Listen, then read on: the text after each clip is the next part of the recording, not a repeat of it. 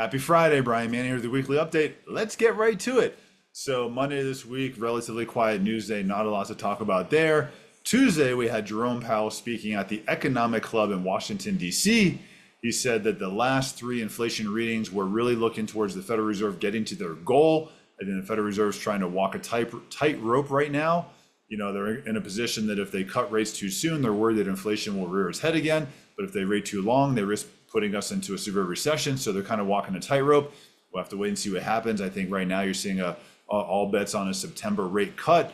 Unsure for right now. We'll have to wait and see. We also got Cass Freight Shipping Index. This is down 1.8% on a month-over-month basis, down 6% year over year. This is important because this tracks goods that are moving around the U.S. So if you buy a good and it gets shipped from, I don't know, California to Colorado, Cass Freight Shipping Index is tracking these goods that are moving around. When you see less movement of goods, that means that less people are spending money. It means a slowing down in the economy.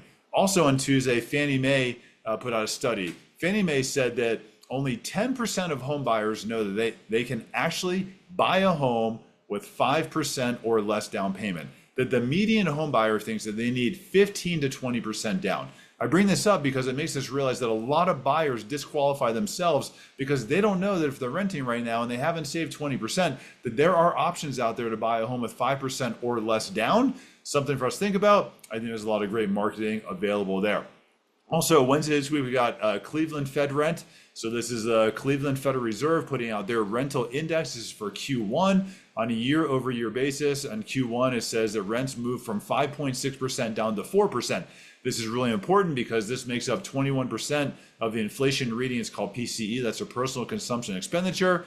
Federal Reserve has kept rates relatively high because inflation is high, but one of the biggest components of inflation that's staying high is shelter costs. So when you're starting to see the Federal Reserve saying shelter costs are dropping significantly from 5.6% down to 4%, that should start to translate over into our inflation readings as we continue to see inflation come down. That should really put us more in a position for a Federal Reserve rate cut. Thursday this week, we get initial jobless claims. So this is people filing for unemployment for the first time. This was up 20,000 people to 243,000 people. This is the highest number in 11 months. Then we look at continuing claims. So continuing claims are people that are continuing to file for unemployment. This is also up as well. This is at a number of 1.87 million. This is the highest number we've seen since 2011. Then we got some feedback from CoreLogic. CoreLogic also tells us about rents on a year-over-year basis. In the month of April, rents were up 3%. This is really important because when we look at the inflation data from the Federal Reserve, I know I just said the Cleveland said that their rents moved from 5.6 down to 4, but in general, we've really been seeing rents in the shelter component of the inflation readings running in the 5% range. So when we see CoreLogic saying, hey, rents are at 3%, we should continue to see rents moving lower in the inflation readings that we're getting. Then today we got some more info on unemployment. It's just kind of an analysis that was done, and it showed us that 24 states across the country had rising unemployment claims on a year-over-year basis.